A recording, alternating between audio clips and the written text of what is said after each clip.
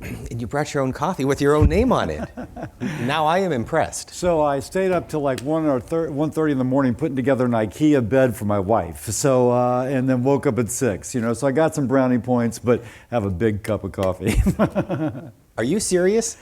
Oh yeah, we got 5 of her female relatives coming in, so it's like all hands on deck. If I had 5 brothers coming in, I would not clean up my house, but shall we say my house has been cleaned.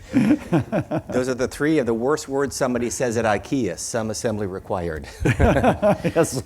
Senator, welcome. In all seriousness, and this is a serious conversation, we are here because of our interest and concern about mental health. And I wonder at the top line if you could kind of address where Congress is, because you have co-authored a series of bills addressing the issue. I know the reauthorization is up again, possibly later this year. But where is the debate right now? Let me give a little context. We have come so far since I've been in the Senate. Not necessarily due to me, but it's just what has been driving this is the fact that there is pent-up mental health needs across our nation. There is a recognition. As a sheriff from my home state, Greg Champagne, past and a future president of the National Sheriff's Association, there are more people in his parish who are with mental health issues who are incarcerated than who are receiving the treatment they need to receive. And he said the biggest mental health treatment center in my parish, in our state, are jails. Now, that's true across the nation. So beginning there, in 2016, Chris Murphy and I collaborated to pass the Mental Health Reform Bill of 2016. It put some good stuff in. Mm-hmm. But you come back 6 years later and you think, that's not how we thought it would be implemented. And this is not really consistent with the vision that we had. So we're doing a reauthorization of it this year. As a part of the terrible incident in Uvalde, there was legislation passed there. So we have the reauthorization of 2016, the 2022 reauthorization of the mental health bill. We had the Uvalde response, which had a huge amount of mental health things addressing. And then we're also working on something through the Finance Committee that would more directly impact Medicaid, et cetera. So, to paraphrase Martin Luther King, because I can't speak as eloquently as he, we're not where we want to be. We're not where we ought to be. But praise God, we're not where we once were. He put it a little bit better than I did. But the point being, we've made great progress. Mm-hmm. We got a long way to go, but we've at least made great progress. But it is still a crisis that is growing. Why? What are we missing? Well, I think what we're missing is COVID was incredible in terms of the sense of isolation that it created. I have a family and et cetera, so I'm not a person who's by himself all the time. Except I was up here, for like 2 weeks straight, and I realized I had not physically touched another person. It's kind of, normally you shake hands, you give a hug. We're from South Louisiana, so you kiss each other on the cheek, you bump shoulders. I went 2 weeks without physically touching somebody. There are others with far greater experience than that. And there are others who probably kind of want to touch people a little bit more than that. So I think that sense of isolation was incredible. And I'd be remiss if I was not mentioning veterans. We've had a suicide rate among veterans that has been way too high. Mm-hmm. Now, there's been some good news on that, by the way. That has recently fallen almost 10% relative to 2018. And I say that because we know that intervention works. We don't have to be fatalistic that this is going to happen no matter what we do. We can look at our veterans and say, oh my gosh, we just had a 10% decline. So we know we can put in programs that make an impact upon those who have issues with mental health. But this is going to cost money, and members of your party continue to talk about a $30 trillion debt. Do you have any concern that there would be some of your colleagues that say, enough's enough, we can't spend more money on this and other issues? You've got to prove value. If all you're doing is throwing good money after bad, we should all, regardless of party, object to that. Period, end of story. If you can make a case, no. By doing this particular program, we have, or among these programs, we've decreased suicide rate among veterans by 9.7%. That we have reduced hospitalizations among those with serious mental illness by X%. Then my gosh, you're going to build a case that people, regardless of party, are going to support. I will say, what did Ronald Reagan say? There's nothing so permanent as a temporary federal program. So the point being that there should be skepticism across the federal government because so many of the programs don't work. But if you have one that does work, I can tell you the people in my party are going to be for it. So what's working? Because one aspect of this report, the numbers are compelling. Tens of thousands of lives saved over a 4-year period, and hundreds of billions of dollars would have been saved as well had we done more. Well, so had we done more? Now, this is an ecosystem. It isn't that you just kind of wave a wand and all of a sudden you have an adolescent psychiatrist who's in small town USA. So of course if we had done more, but do you actually have the physical, the social capital infrastructure by which to do more? Right now, I can tell you that most sheriffs would tell you that if there is somebody who is at risk of suicide, there's not the social worker that's going to go with the sheriff and sit with them. It's going to be a deputy. And the deputy's going to be in the ER. And ERs are still very crowded with those for whom there is no placement should they need hospitalization. So I think we need to put this into context. We're not where we ought to be. We're not where we want to be. But praise God, we're not where we once were. So let's just speak a little bit about what we've done that to address your concern. In the response to Uvalde, there was the amplification, if you will, the nationwide spread of a program which was in 9 states, in which mental health services were embedded into community health centers. Roy Blunt told me, and Missouri is a big rural state, Roy Blunt told me that everyone in Missouri is within an hour and a half of whatever mental health services she or he needs. And they would go to a rural health clinic, federally qualified health center. They embed mental health services. So now if you have somebody at suicide risk or somebody with serious mental illness, the psychiatrist will bring that person to the federally qualified health center, which now has mental health services embedded.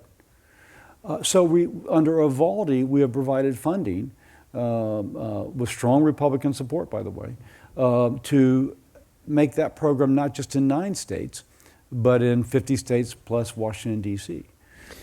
Let's move from the money debate to the policy debate, because we can relate to the issue growing up in which mental health issues were shunned, you put it aside, you didn't talk about it. We are talking about it much more now. And I'm curious from your standpoint as a member of the HELP committee, where that debate is in Congress, not financially, but just in terms of the issue itself, the awareness of mental health and the inequities in mental health. Everybody watching here deserves some credit. Because everybody watching cares enough to be watching you and me, Steve. But it took advocacy. We live in a representative democracy. And in a representative democracy, it is advocates who actually make a difference. Now, on the other hand, it's kind of an easy sell. Everybody in any audience I ever speak to has either a family member or a friend or maybe somebody they went to high school with serious mental illness. You add addiction, boy, you really get everybody. And so you're right. For the longest, people did not speak of that. But the tragedy just presses upon you. And so the degree to which people can relate to that wonderful, beautiful girl that she went to high school with, who was later found 30 years later dead beneath the overpass. And you found out that her trail was one of, after a first episode of serious mental illness, one of serial decline. Or the nephew or the niece. Or I could keep going. That just presses upon people's understanding And with the advocates promoting that understanding, we have been able to make change. So that change comes about also because of a federal-state partnership. What's working in Louisiana? What's working in the states? What lessons can we apply across the country? And a local partnership as well. Yeah, so you're right. The federal government kind of pushes money down, but unless there is state and local leadership, it's like rain falling on concrete. It just rolls off and it dries, and it's as if nothing happened. So there's got to be that leadership. So one thing that we, after the Mental Health Bill of 2016, that we had promoted was something based upon a Maine experience called, I think it's the RAISE or the RISE. I'm looking at RAISE. I'm looking at my staff who's mouthing to me, RAISE. And what they found in this Maine, I think NIH funded, was that if you took someone first, what we all know is that oftentimes the first episode of serious mental illness is sometime between age 15 and 25. Now, what they found in that Maine experience is that if you give that young person the wraparound services he or she needs, you can return them to wholeness, and that first episode is their last episode. And when they're 50 or 60, it is a distant memory. It is not a life-defining experience. So we have put forward money in the Mental Health Reform Bill of 2016 that would attempt to, through SAMHSA, that would attempt to take that and broaden the applicability, the accessibility of that program. So I go back home and doing a little follow-up, and it takes a few years to get it enrolled, but New Orleans had 4 kids enrolled, and Baton Rouge had 5 or 6, and Shreveport was about to start a program. I'm thinking, well, that's not what we wanted to do. We thought it would have much greater reach than that. So as it turns out, they're using SAMHSA not as the wraparound services, but as the primary payment for the provider. So what we're working now, which we're working on, I'm not saying we've passed it, is that Medicaid would provide that. It really should be Medicaid doing the nuts and bolts of taking care of folks with mental health issues, and then the epi payment, if you will, that a little bit above, in Louisiana we'd call it the lagniappe, the extra dollars would be the wraparound services. So we're trying to take our Mental Health Reform Bill of 2016 and kind of get the original vision. That's one example of it. We want like hundreds of kids in this wraparound service provision. But you have to do that by doing, I think, the base payments through Medicaid. Other issues, there continues to be problems with access. Medicaid pays really poorly. So if Medicaid's your primary provider, it can be difficult to get outpatient services. By the way, one of the nice things, kind of the way you do payment, in the Evaldi response bill, the fact that we're embedding community behavioral health services in a federally qualified health center, the federally qualified health center gets an additional payment above base Medicaid. And so I think it's like 125%, something like that. So it gives you the better ability to pay your mental health provider, so that the mental health provider, isn't like losing money every patient they see, which is typical for Medicaid. They're doing better. And so there's kind of a strategy involved in this too. For you personally, you're a physician, you're a former educator, you're now a U.S. Senator. Do lawmakers come to you? Do they ask you questions? And if so, what are they asking you about the mental health subject? Yeah, so whether you're a physician or not, you probably get your credibility on Capitol Hill by how hard you work on an issue. This is your issue. Yeah, this is my issue. They want to know, is it cost effective? Are we doing something, or are we just throwing money at people who are not accomplishing anything? And you tell them? It's a mixed bag. Some things were clearly having an impact. Go back to the veterans going down, that veteran suicide rate. Is it plausible that we can do a program that can make a difference? So, for example, the way you would build a case, and this is what I just say over and over again, let's go back to veterans. Most veterans who commit suicide do so within 6 months of separation. So they leave the military, and within the next 6 months, they commit suicide. Wow. On average, sounds like a Monty Python skit. On average, the first appointment in the VA hospital after separation is 6 months later. Like, okay, let's just kind of leave you vulnerable out there for 6 months when we know that you have the maximal vulnerability. And I'm laughing not because it's funny, because it's so ironic. It is almost so tragic. In fact, it is tragic. So we just passed the Safer Veterans Act. I think I got that right. Safer Veterans Act, the title of it, in which the VA would attempt to contact somebody at least 3 times in those first 6 months by which after they separate.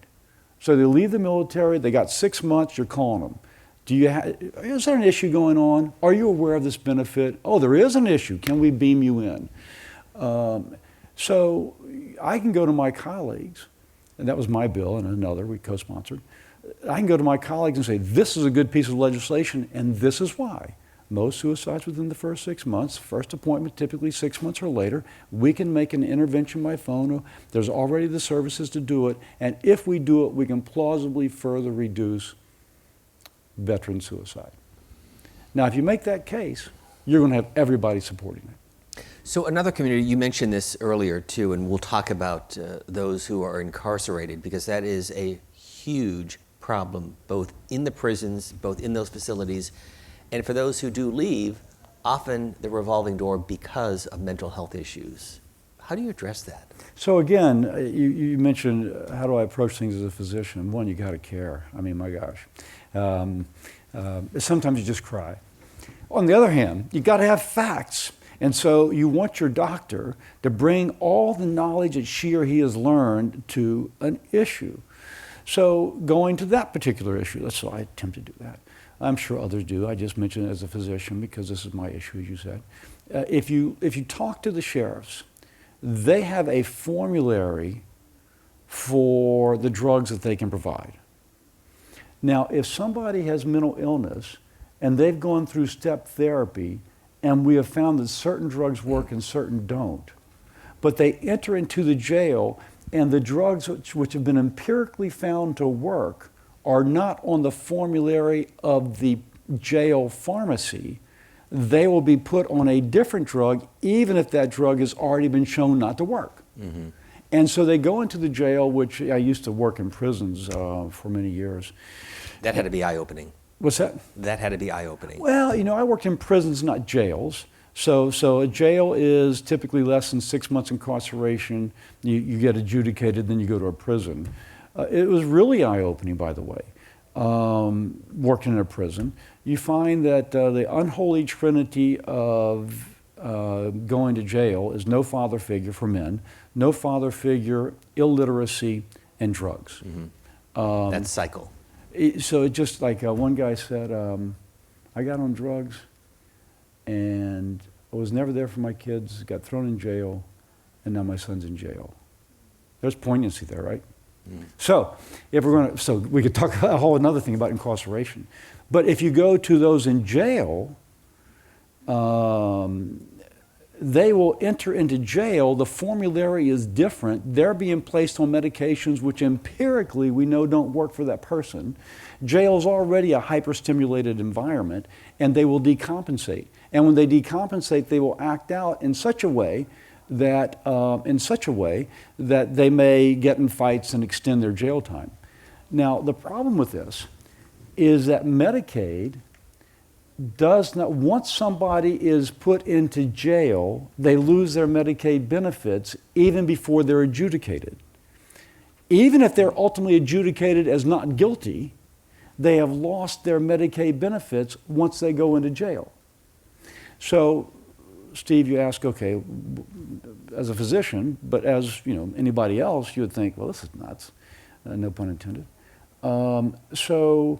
Why don't we allow someone to continue on their Medicaid benefits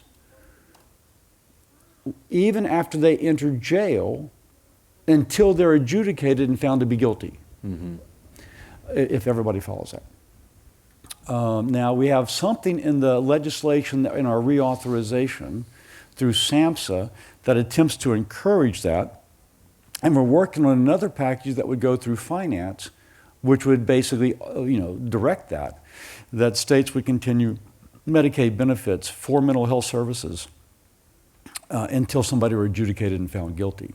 Just makes sense to me. Because what you don't want, even if somebody does okay in jail and then they get out and they have to reestablish their Medicaid coverage, they can have an interruption of their pharmacy benefit, even if the drugs they were on in prison worked for them. So if we're trying to interrupt this cycle of mental health and the kind of revolving door through the jail and people homeless, because most of them are mentally ill, are addicted, then we need to think systematically, analytically, where are things breaking down and where can public policy make a difference? So closing thought in our remaining minute, we've gone over just a minute or so, but what should these folks be aware of? Where is the debate going? Where is the reauthorization? And what are your final thoughts? My thoughts are that we will succeed if you are engaged. And for those folks who are watching online, there's no substitute for being engaged in a representative democracy. We have a reauthorization that's hopefully going to pass at the end of this year. We think it will. But if we're going to, for example, do the things on Medicaid that I discussed through finance, then whoever's watching, you need to contact your congresswoman, your congressman, your senator, and speak if you don't speak to them directly. Now, the nice thing about this is almost everybody is at least 2 degrees, only 2 degrees separated from someone who's both mentally ill, who happens to also know that congresswoman or that congressman. And so if you can just make the connection to bring it home to them, which may be their own family, then you can actually have an impact. And it is a mutual responsibility for the advocates, for those who have the privilege to represent, to come to good public policy, advocate for this good public policy. And this issue is personal for Senator Bill Cassidy because? I don't want to say that. I'll cry. Senator, thank you very much. Thank you. Thank you. Thank you.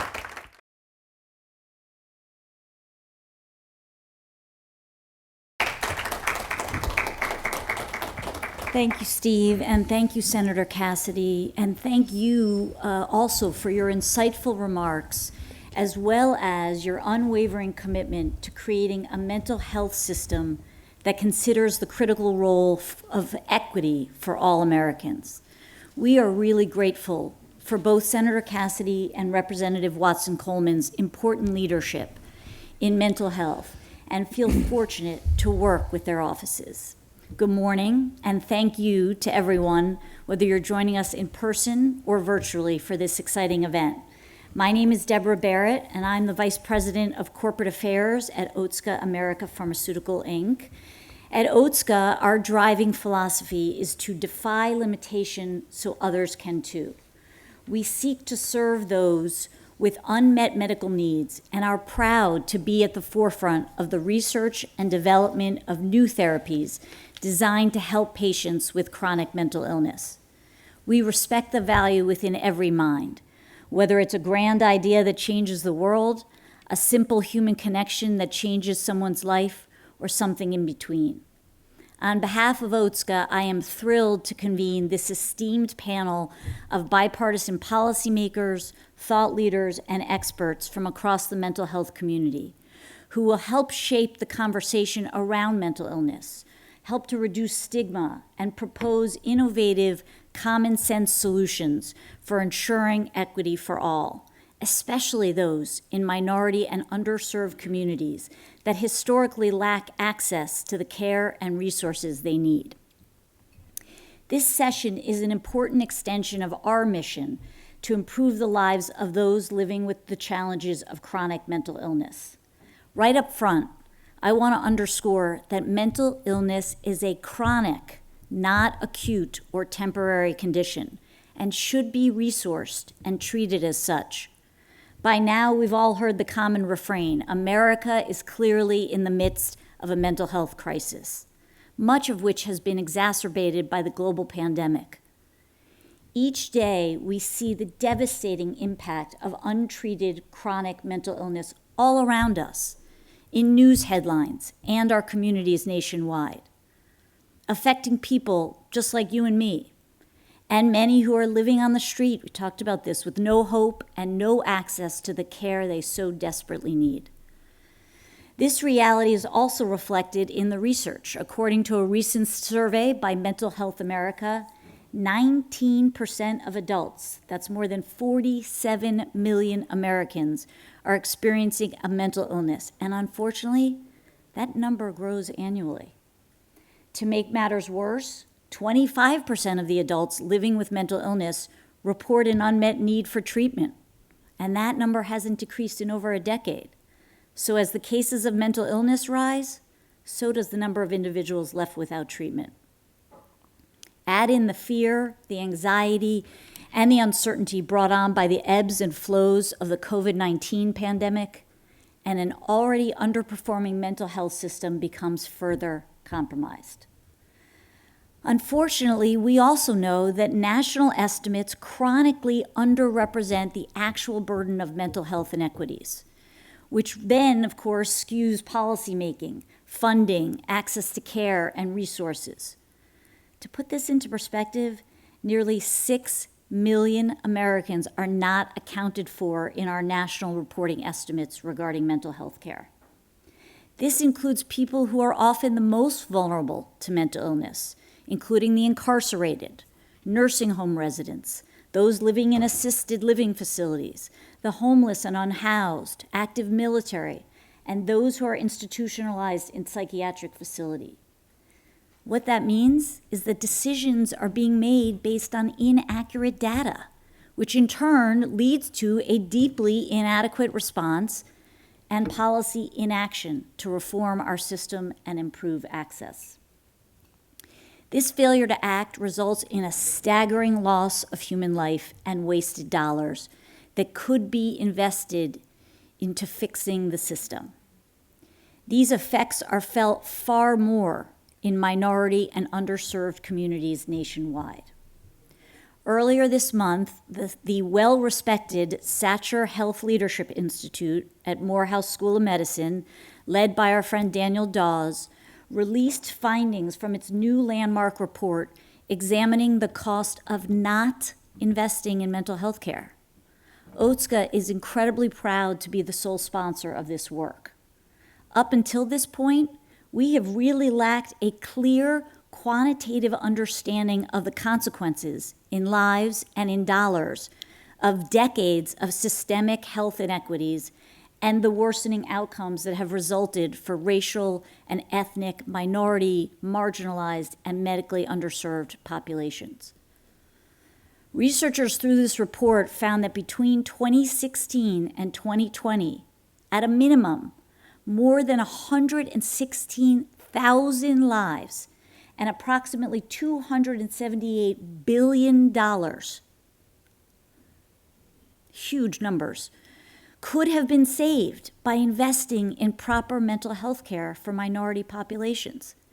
To be absolutely clear, 116,000 is the number of lives lost in excess or beyond what was already expected for a given population.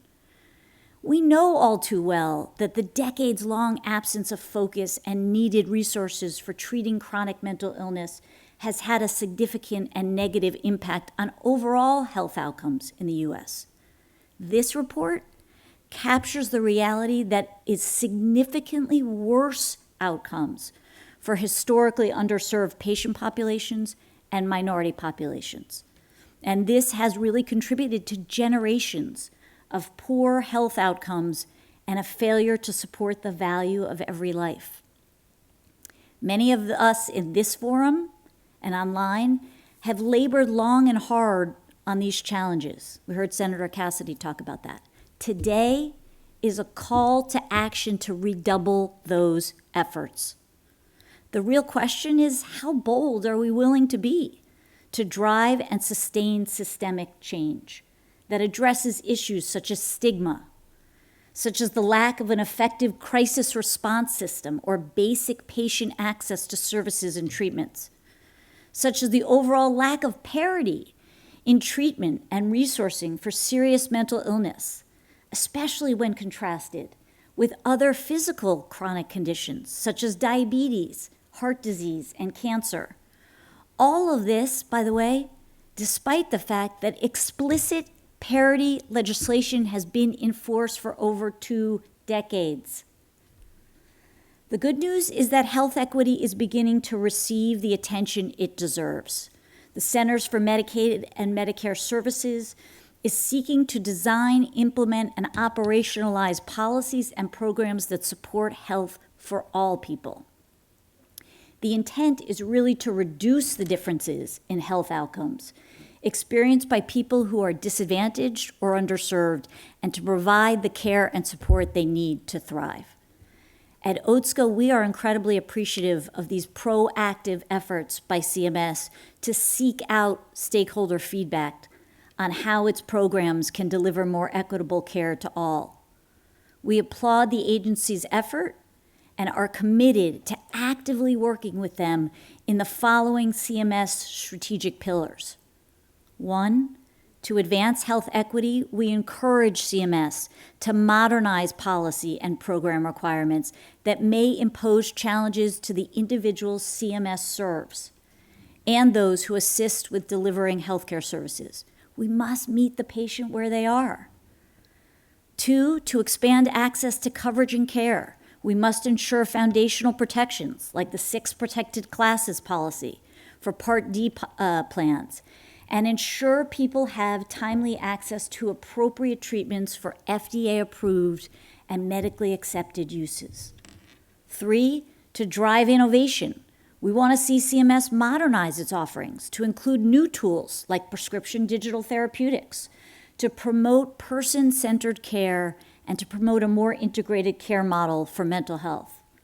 And finally, to ensure all enrollees receive care when they need it, we must increase access to evidence-based mental health treatments, which supports affordability and sustainability. CMS, I should note, is currently accepting comments on these strategic areas until November 4th. We appreciate the opportunity and strongly encourage everyone to make their voices heard. That's how we will make change. One thing is crystal clear. We can no longer allow social determinants of health, such as homelessness, lack of access to care and support services, cultural stigma, and unemployment to contribute to the tremendous suffering and the needless loss of life in minority, marginalized, and medically underserved populations. No one entity will be able to successfully strengthen our mental health care system. It will require unprecedented collaboration and financial resources to empower local, we talked about this, community-based healthcare centers to drive integrated, evidence-based mental health care in familiar settings. The burden of mental health inequities is shouldered by all of us, and this moment in time represents an incredible opportunity to work collaboratively to create a more equitable future for all of us. While the road to reform is complex, the reality is quite simply that investing in mental health saves lives, period. This report by Daniel Dawes and his colleagues offers a roadmap in 3 pillars to guide and ultimately impact policy decision-making. Make sustainable long-term investments into mental and behavioral health systems. Adopt a culturally centered mindset when considering mental and behavioral health care. And finally, recognize the impact of political and social determinants of health. Otsuka is committed to doing all we can to support this work and convening a coalition of stakeholders to transform our healthcare system into a patient-centric one that responds first and foremost to individual needs and respects the value of every mind in every community nationwide. Once again, thank you for your commitment and your time today. A special thank you to every one of our speakers and panelists. We appreciate your support and look forward to a meaningful and productive discussion. Thanks.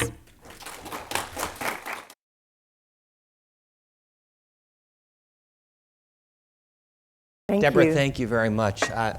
You were not here just a moment ago, but I was struck by that very real emotion at the end by Senator Bill Cassidy in asking why this issue is personal for him, and I think that's why we're here, because it is personal for everyone. So, Congresswoman, thank you for joining us. I want to begin on the issue of the very real inequities in underserved communities nursing homes, among veterans, among those incarcerated. Why did we get to this point? Why are they underserved? And then I want to get to the solutions, but first, how did we get to this problem today? Basically, I think we got to this problem because we tried to ignore it. We translated certain behaviors that we saw as troubling, as criminalizing, et cetera, as opposed to a function of mental illness, of poverty, impoverishment, racism, sexism, and all those other isms that have a negative impact on how you feel about yourself. So I believe that we got to this point because as a country, we've lagged behind in terms of prevention, cultural competence, outreach, diversity, and resource application. I think that the last 2 years or so with the pandemic sort of highlighted stuff that we saw happening even before the pandemic started. I remember before the pandemic just looking at Facebook every day, and I would see these postings from parents and other people about young black children, boys and girls, 5 years old, 9 years old, 11 years old, attempting suicide or succeeding. And I'm like, what is going on here? How does anyone that young think that that's a solution to their living at such a young age? And so that's how we started our task force, by trying to examine what's going on in our communities, in our environment. And as we searched through the hearings and the meetings and the approaches that were coming at us, we recognized that we have a serious problem in the underserved communities, a serious lack of service, a lack of people working in that space who were it's not necessarily whether or not you're culturally competent, but whether or not you understand and are culturally empathetic and can work in that space. We weren't putting the kind of resources into programs, educational programs, that would ensure that we were incentivizing people who needed to work in that space to work in that space. And we didn't think that the kind of research was being done, being considered, even sort of the perspectives that were sent to our various agencies weren't really understood enough to put the resources into the kind of research that we needed, kind of answers that we needed. So I am really, I've been working with Otsuka. I mean, it's exciting that Otsuka partnered with Morehouse and this particular report came out. But from the time we created the Emergency Task Force on Mental Health and Suicide for young black children, Otsuka has kind of been in that space with me. And I think that this country in general, if you look at what's being proposed in the Labor, Health, and Human Services part of the appropriations bill, you see that there's a lot more money that is being targeted for mental health services, for research, for outreach, for destigmatizing, for reaching out to underserved communities. And we got to get the bill passed, you all, and signed into part of our law. But we're paying attention now, but we're paying catch up. I was, familiarized with certain parts of the Morehouse plan that said, not only is this costing us socially, is it negatively impacting our society, and we're losing hundreds of thousands of people to deaths that could have been prevented, but it's also millions and hundreds of millions of dollars that we're losing as a result of this. And so it is something that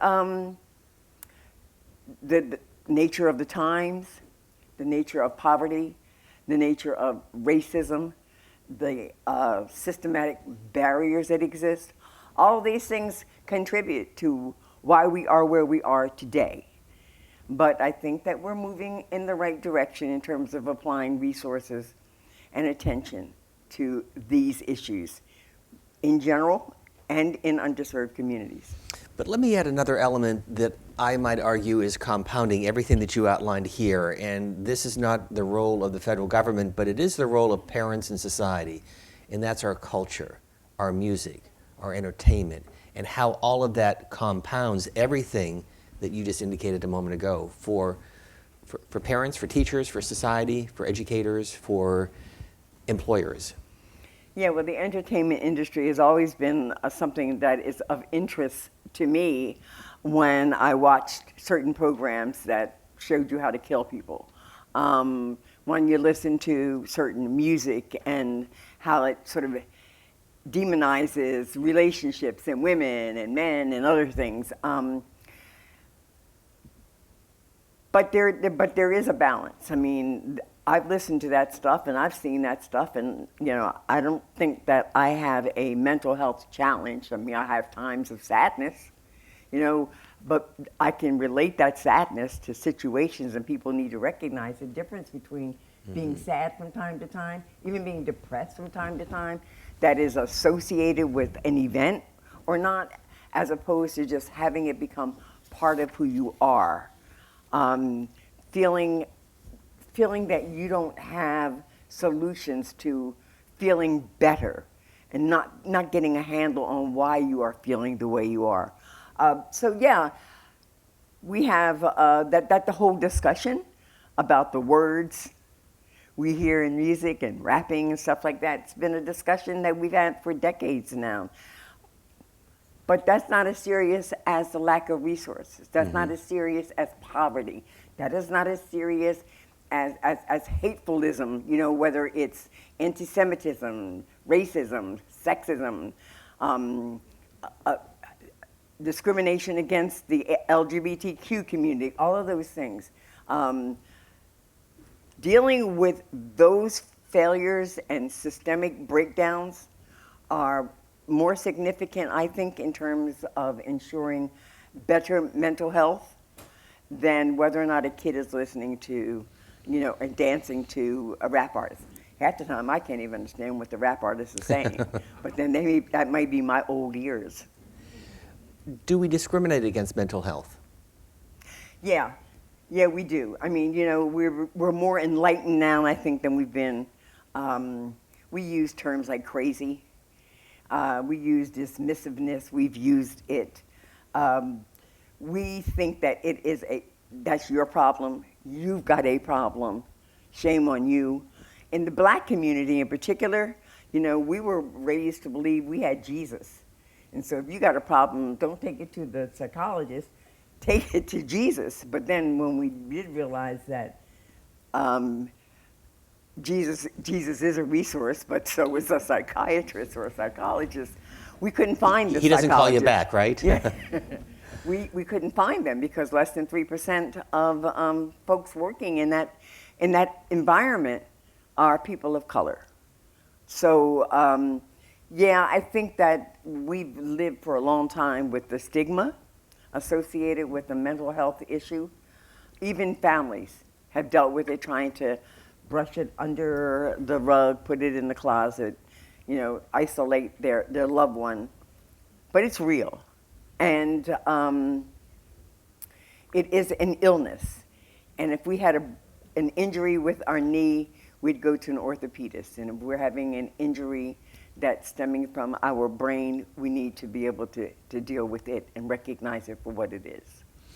But we were talking to Senator Cassidy, and I'd be curious to find out what you're seeing in your state, in your district, which is this cycle, especially among the underserved, the minorities, the poor, who have parents who go to jail, the kids get incarcerated, and that just leads to generations of problems. Mental health is one of the huge underlying currents of that. Yeah, so what you're speaking to is institutional, persistent, and systemic racism. Who represents the over-incarcerated? Who represents the communities of separated families?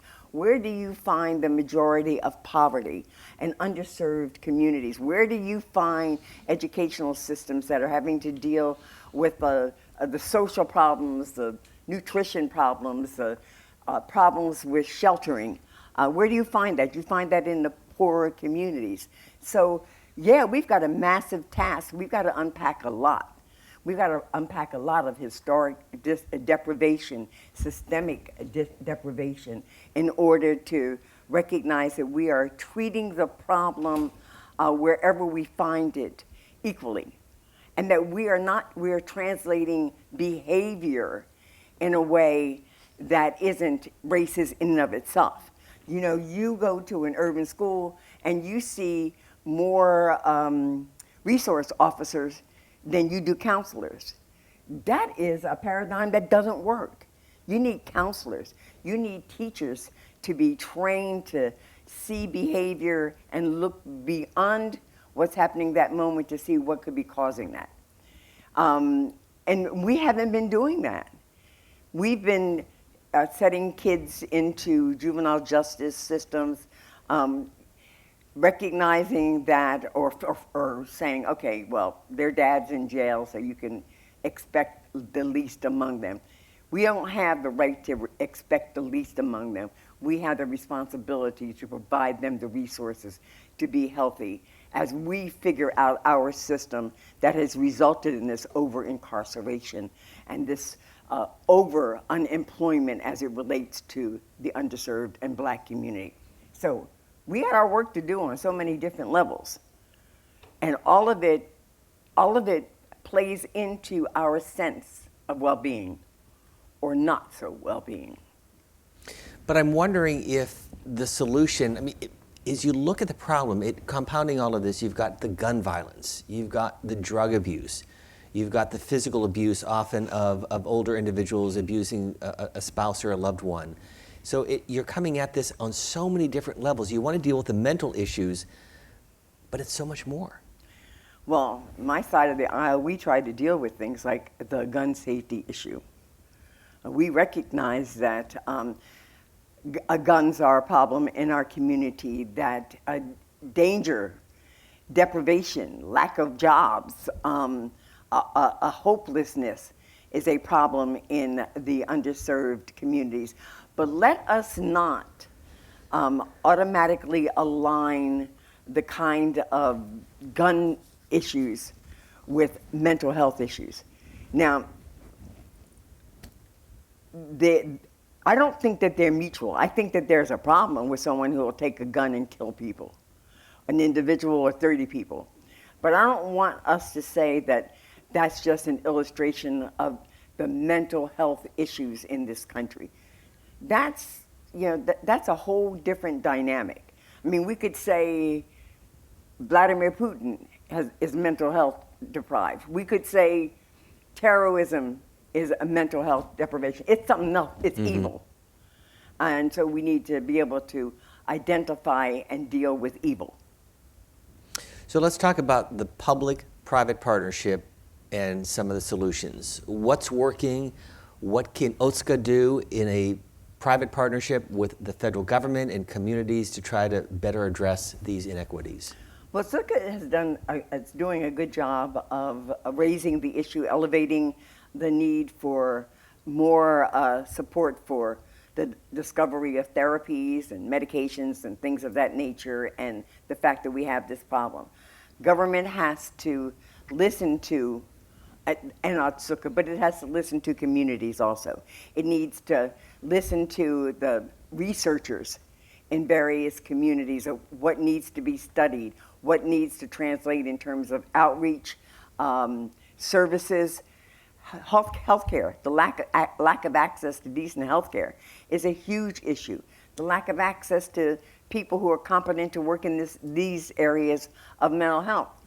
Very serious issues. We need to be putting money into education. We need to be putting money into medicines and therapies and outreach, and we need to be teaching schools and even faith-based communities what to look for in the communities that they serve on a regular basis, so that we can do the kind of referral that would be appropriate to help someone get on the right footing.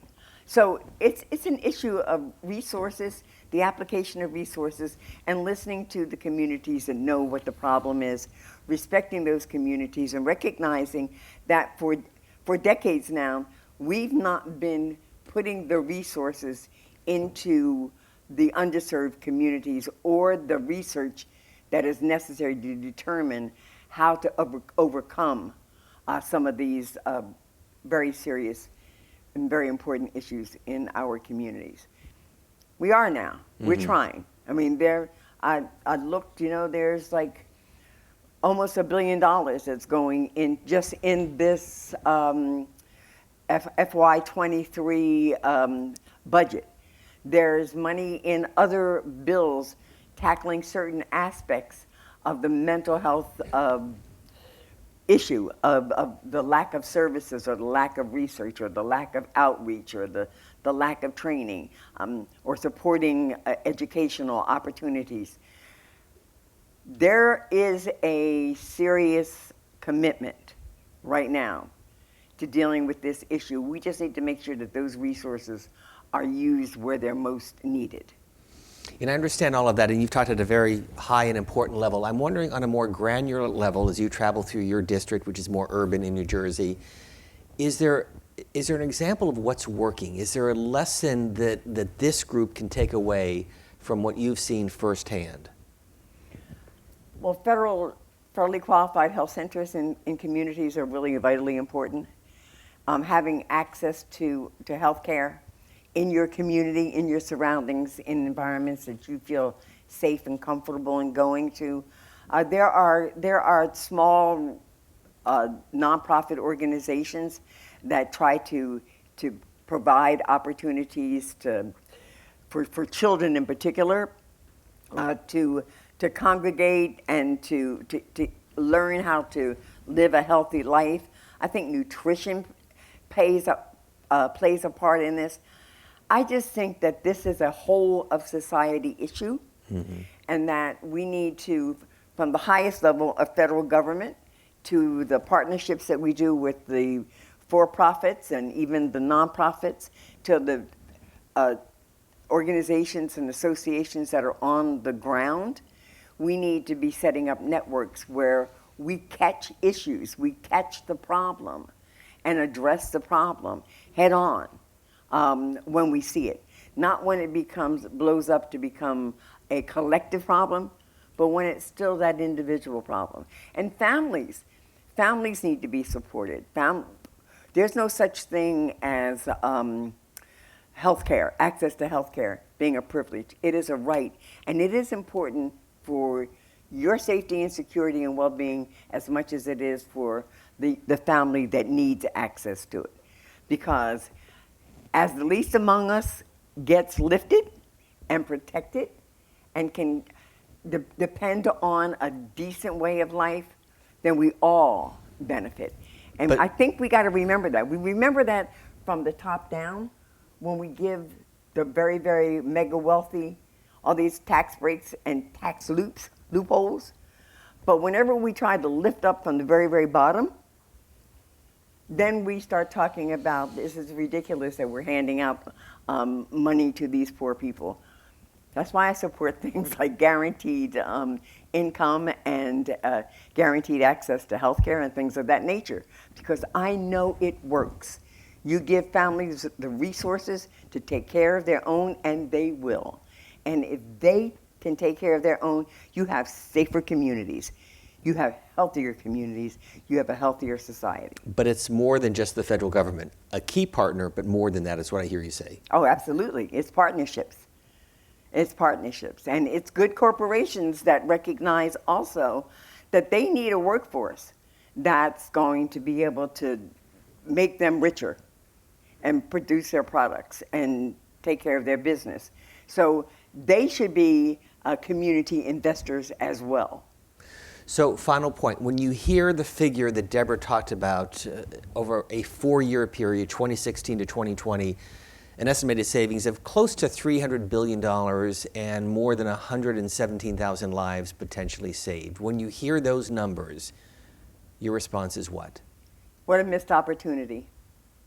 What a missed opportunity, but we're glad that the research has been done, that the study produces this information, and that it is accepted and understood and legitimately received by all parties. that we're discussing it here today, that we discuss it on the Hill, we discuss it in the Appropriations Committee on which I serve, that it helps us to visualize that it's not just wrong or right, it is about the cost to taxpayers. So you want to invest in mental health solutions because it is a better use of your tax money and it'll be less of a drain. And I think you always got to, there are people that you can only talk to about counting costs. So there is a cost. There's the human cost, of course. There's the financial cost. So we can deal with it, create an environment where we have less of it, and create an environment where we see it, we deal with it, and at the end of the day, the cost both socially and financially will be less.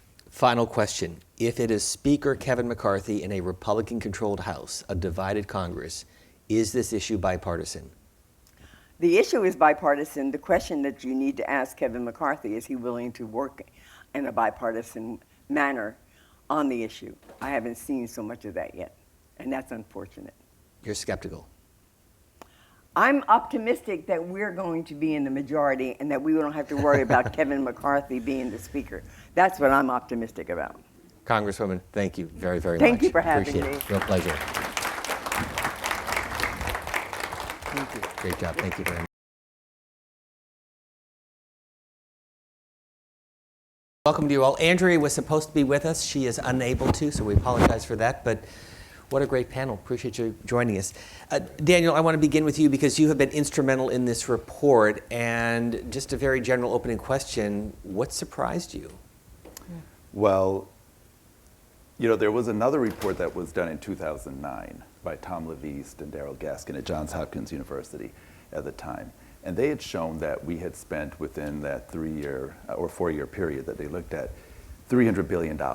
So we anticipated, right, because that report did not include mental health conditions, right, or mental illnesses, substance use disorders, that perhaps we were going to see something substantial. But what surprised us was how substantial, right? We thought maybe perhaps half of the $300 billion, right? Maybe $150 billion would be allocated to the mental health. But to see it very close, right, to the physical health conditions, the economic burden of the physical health conditions in terms of racial and ethnic health inequities, that was really insightful for us, quite alarming. And Hannah, we keep talking about these inequities. The federal government has been spending a lot of money on this, and yet the problem is growing. Why? Because we spent decades not spending money on this, not focusing on this. It's not a problem we can solve overnight.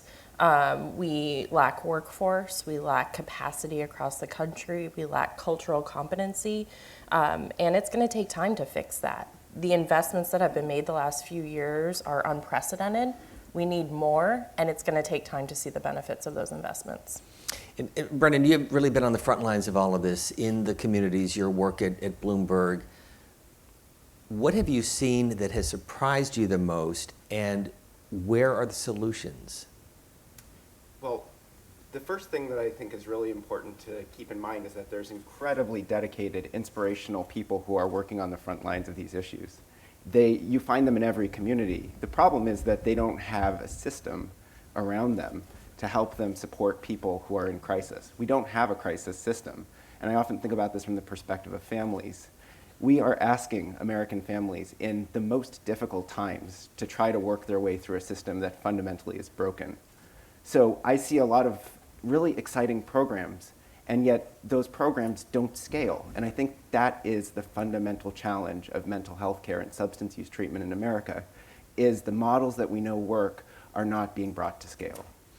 But Daniel, it's also an economic challenge. Can you address that?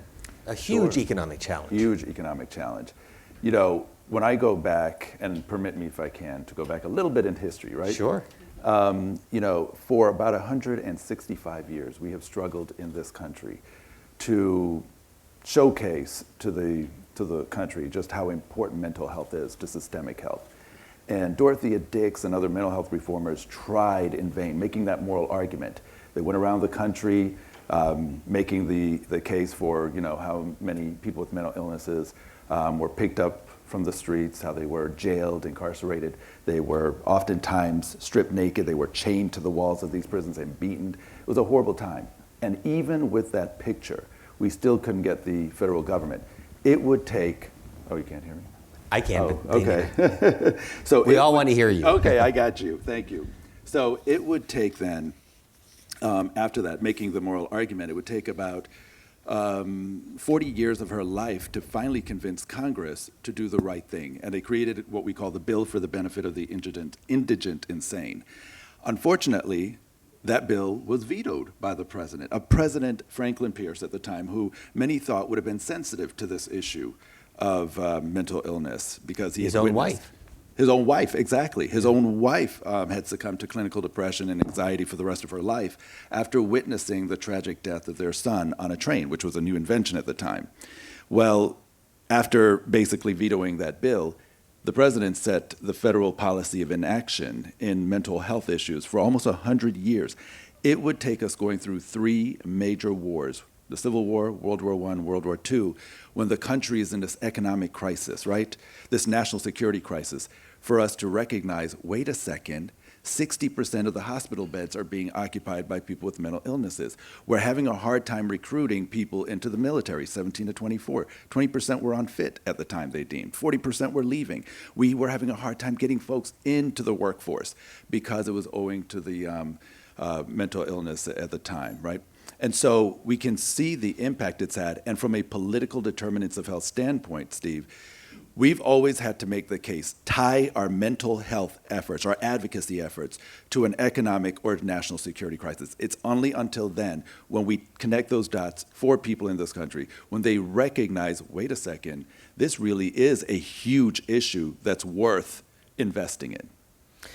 Brendan, Hannah brought something up about the pandemic, and I'd like to get your take on this and then get your reaction as well, which is, where were we in this crisis before COVID-19, so in January, February of 2020, and where are we today?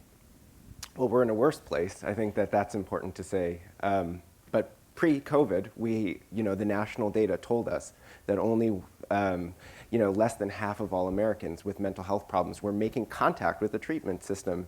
And, if you made contact with the treatment system, sometimes you would be getting quality treatment and sometimes you would not be. So we had these sort of dual problems of access to services and quality of services staring us right in the face before the pandemic. And then what the pandemic has done is it's really ramped up the amount of need in our communities for exactly the reasons that Senator Cassidy spoke about in the first part of today's event, that we have a situation where many people have been isolated, disconnected. A lot of our institutions have not been working.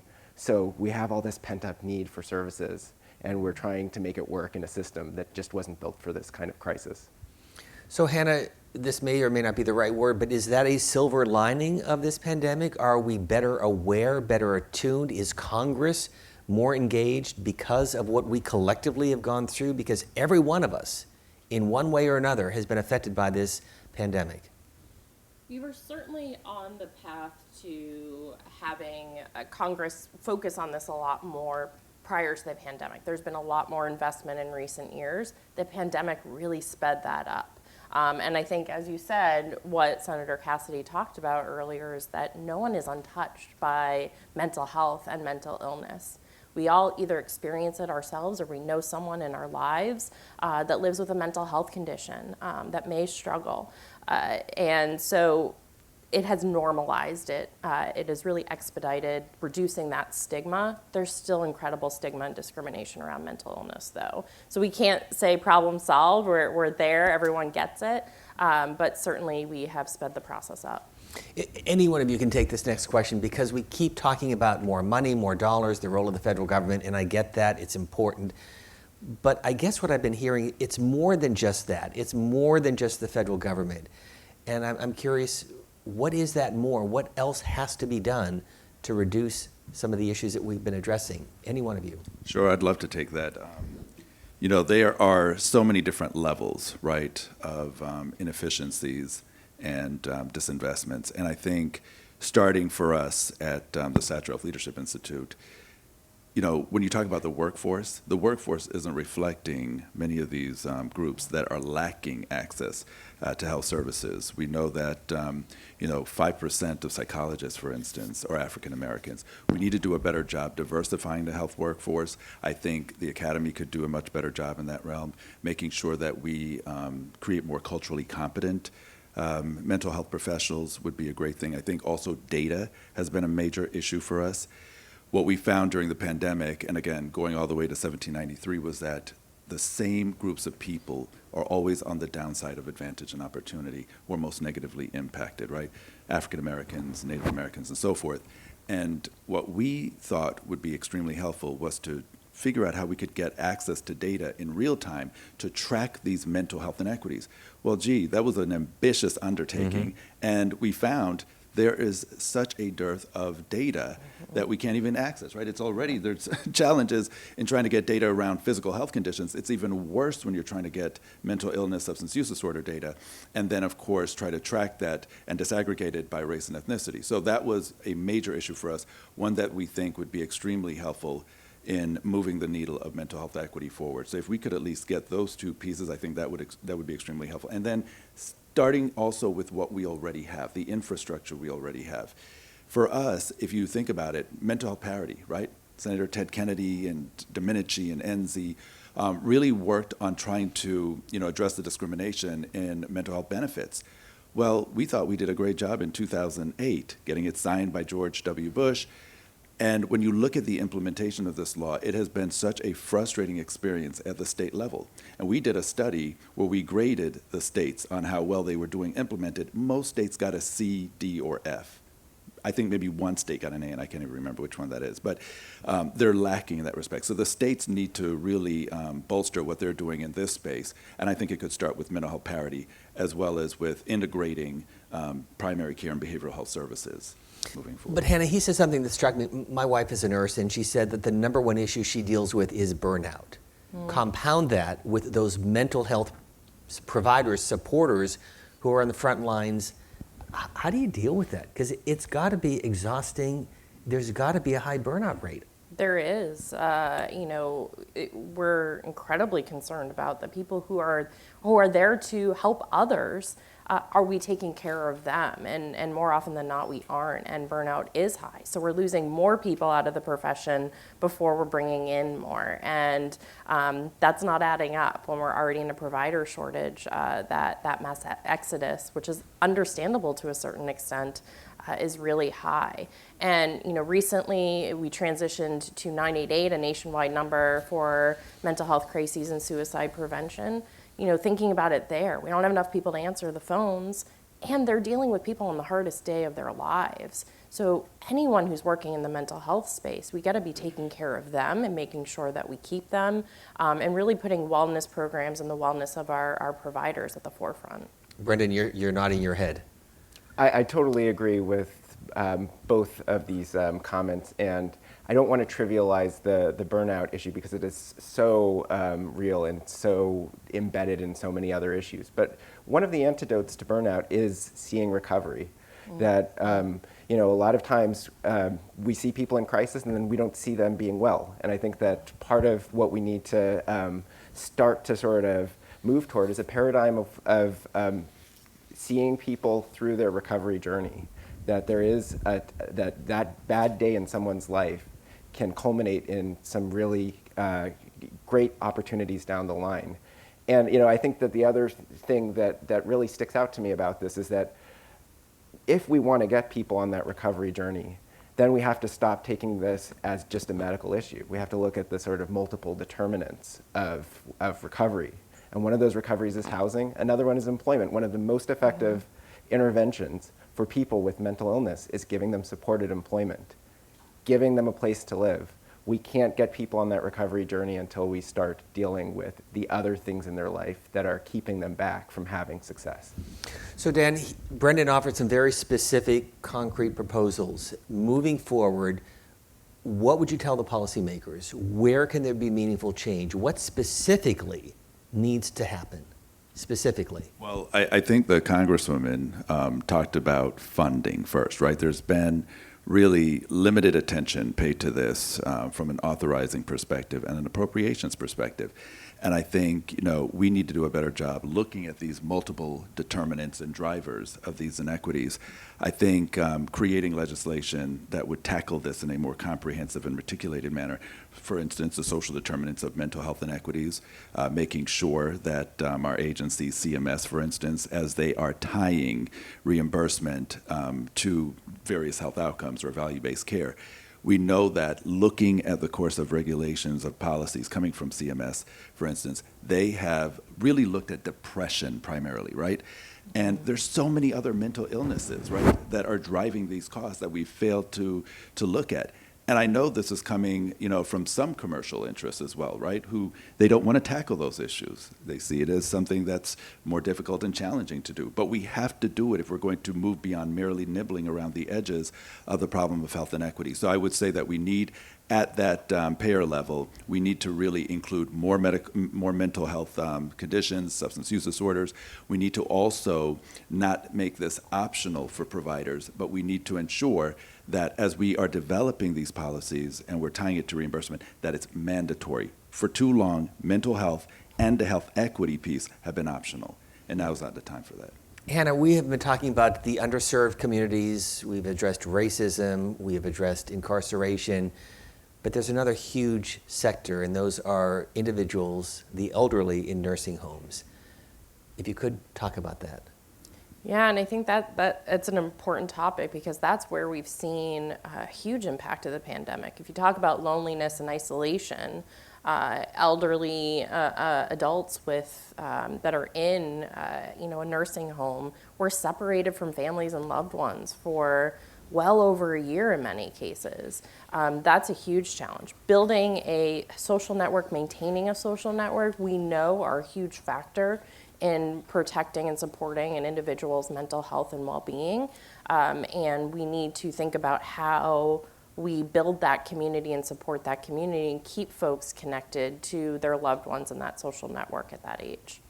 And your work at Johns Hopkins, what is academia doing? What are we seeing on the front lines from your own prism? Yeah, so it gives me an opportunity to be a little bit self-reflective, maybe a little self-critical.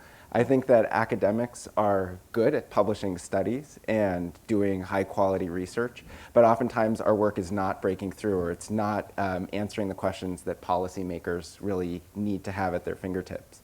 So, I think that we are working hard to add up some of the burdens, so to look at that side of the ledger, the cost, and I think that your study, Daniel, does a great job of digging into some of that, but also kind of really speaking to the needs of models of care that can scale, that can be implemented, and I really think that the future of a lot of our research has to be in what we call implementation science.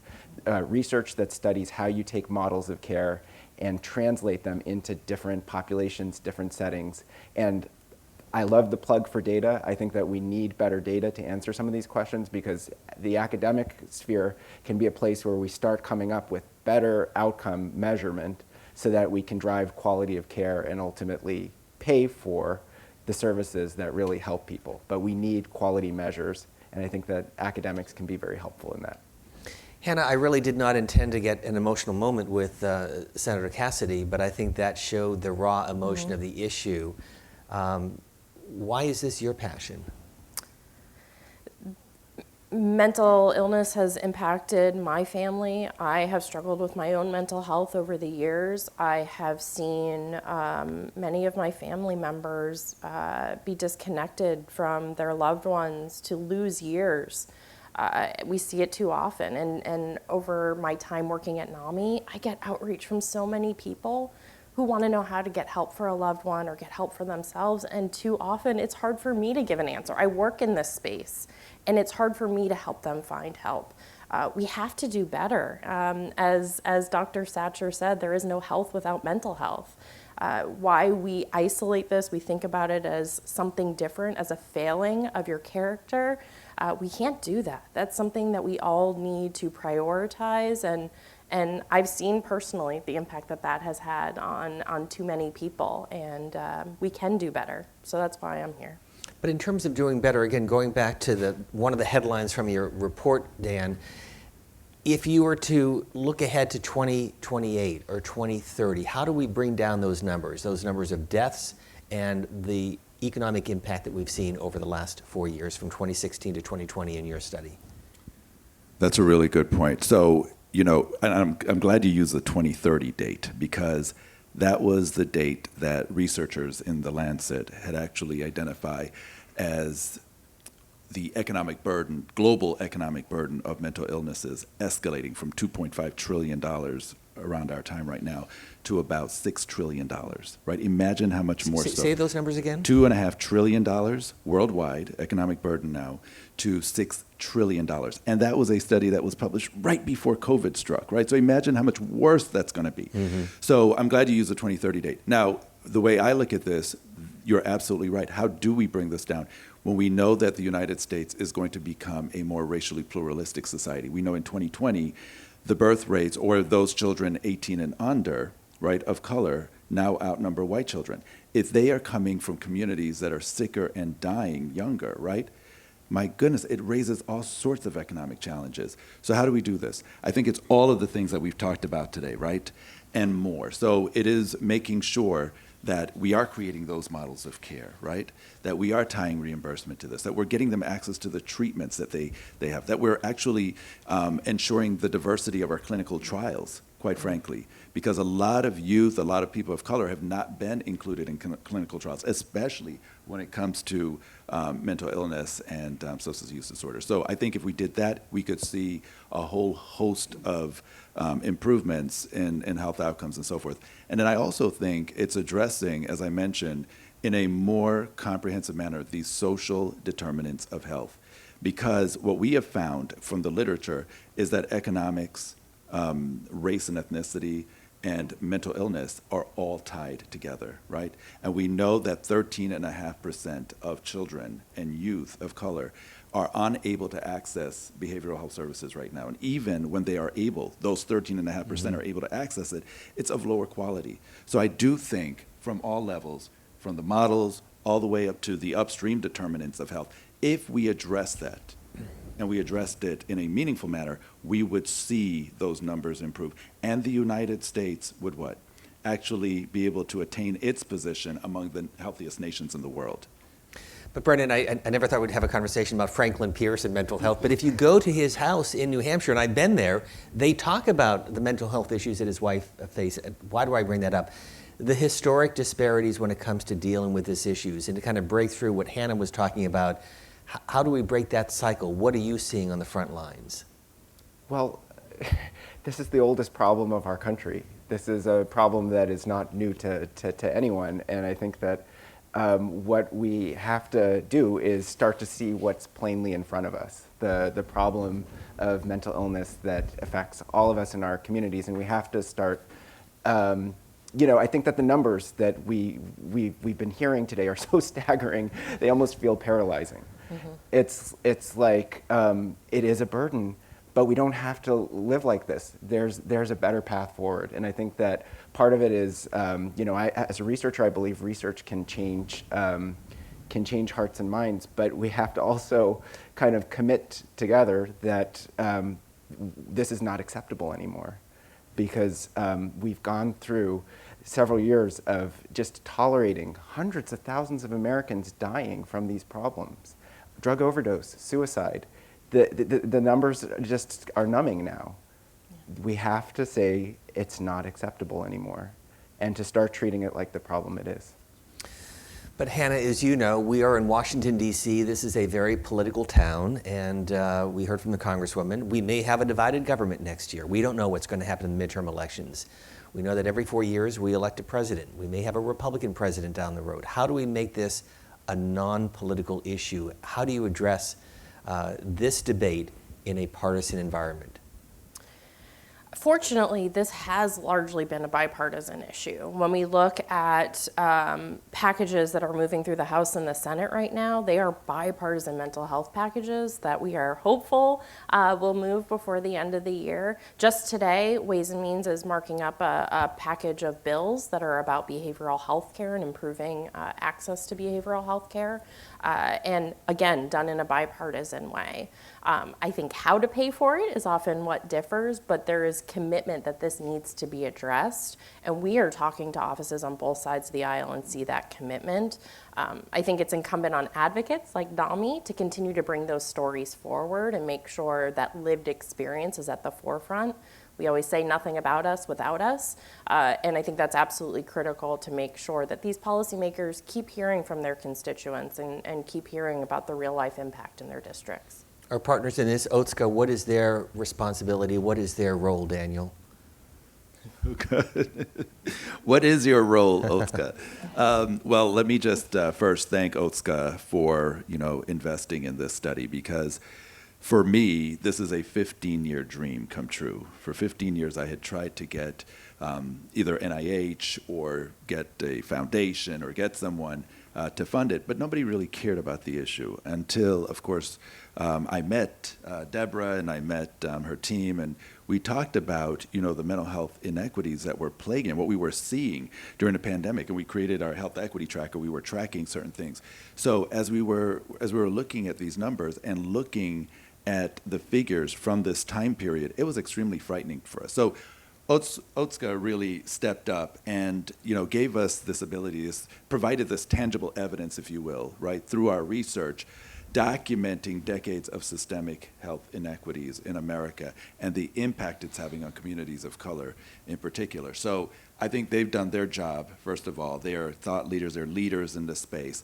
And in moving forward, I know Deborah and I talked about this, there's so much more to do, right? You talked about more research. I am a firm believer that research, especially external research, has helped us to ensure that we create and we implement mental health equity focused policies. And so I believe that Otsuka has been critical in helping us now for the first time to really create a policy that will address this pretty comprehensively. So they're doing their job. I want to see more, of course, coming out from not only them, but of course the other commercial interests that play in this healthcare space. Let me build off that and give each of you a chance with a final comment. How do we get there? What obstacles are you concerned about, and how do we reach the goal that Daniel talked about in 2030 and beyond? And Brendan, we'll begin with you.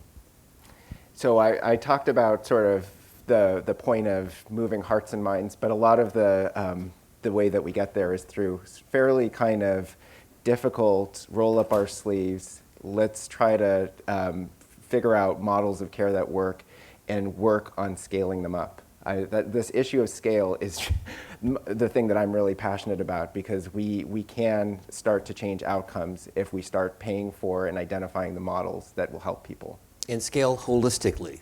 Scale holistically in every sense of the word, available to everyone in every setting, available if you're coming out of prison, if you're in a school, if you're just living in your home and you seem to be very productive, but there are things that are bothering you. So scale across the population, scale across sectors, scale so that it really reaches anyone who could benefit from mental health care. Hannah will give you the final word. I couldn't agree more. Too often we have seen exceptional models that offer so much promise, and they just fall short because we don't invest in them. We don't make them available to everyone. So there's incredible promise that's out there. And one thing that gives me hope, and talking a little bit about hope for the future, we have a younger generation that is much more willing to talk about mental health. And I think if we focus investments there, particularly since we have a youth mental health crisis, of addressing suicide prevention and early intervention, we know that works. We know that can have an impact. Too often we wait until people are at the point of crisis to intervene. We can do so much more for so many more people if we are intervening early, we are providing more resources, and we're starting at a young age. You were nodding your head. Do you want to close this out? Well, thank you so much. I appreciate it. So I was nodding because I was thinking, what also gives me hope is that by my count, we are in the fourth period of a great awakening for health equity in this country. And, this started from Abraham Lincoln's tenure to the civil rights movement, then to the late 1970s, when our country was really looking at the more subtle forms of discrimination in mental health and healthcare as a whole.